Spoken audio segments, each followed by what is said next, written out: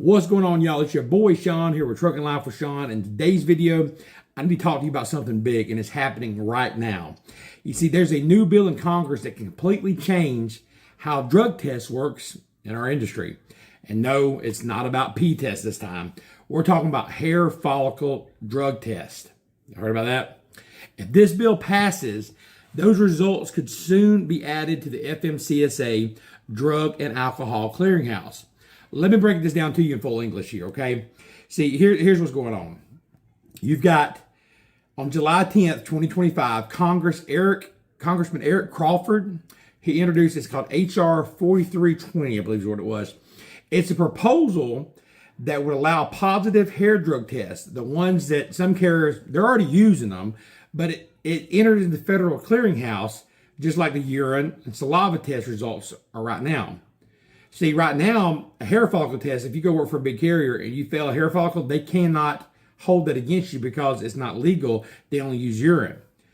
It's not under the DOT rules. So if a company does a hair test on you and they find drugs in your system, they can't enter it into the federal system unless it came from a DOT-approved test. This means some drivers are getting caught by hair tests, but then jumping in straight into a different company and with a clean slate. So they're trying to clear up the loophole here. But the new bill wants to close that loophole. That's what they're trying to do. But before you panic, let's talk about the facts. Hair tests, they go back 90 days, okay? So if you smoked something a month or so ago, it could still show up even if you ain't touched it since. It's harder to cheat.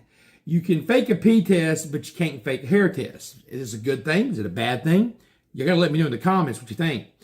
That's why big carriers like Trucking Alliance have been pushing for this for years. They say it's about safety, but they want the full picture on who's behind the wheel.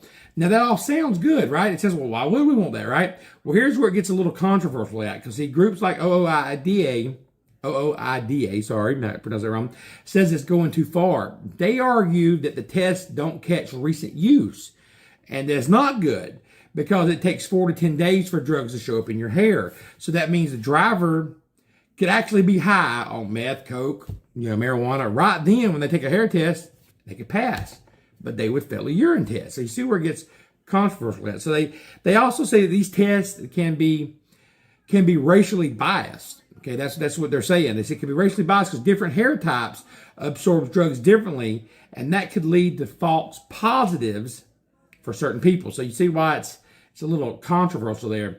So let's be real. This opens up a whole new door of legal battles, privacy concerns, and job loss over something from months ago. So what does that mean for you, the driver? It means if this bill passes, you better know exactly what kind of test you're taking, okay? Because if you pop hot on a hair test and it goes in the clearinghouse, it could affect your whole career just like a failed DOT urine test does today. So it also means trucking companies have more power to filter drivers based on private testing and what's official. So I want to let's talk about this. Let's debate. I want in the comments, what do y'all think? Y'all think is it set for safety? Could it be a bad thing? Because you could be high for 4 to 10 days and it not show up. So you see what the controversy is? And could it be racist? Could it be biased? I don't know. But before I wrap this video up, let me plug in something that can help you stay sharp and healthy on the road. If you don't know already, I've wrote a book called The Trucker's Carnivore Cookbook. It's on Amazon for $9.99. The link's right here below, okay? It's packed with simple, meat-based air fryer recipes that you can make right in your truck. It's 100 different recipes. I've reversed my diabetes. I lost over 60 pounds driving a truck, and you can do the same food. Just fuel your body the right way so you can stay clean, alert, and you're strong out there. No more worrying about eating salads or counting calories. You eat until you're full on the carnivore diet.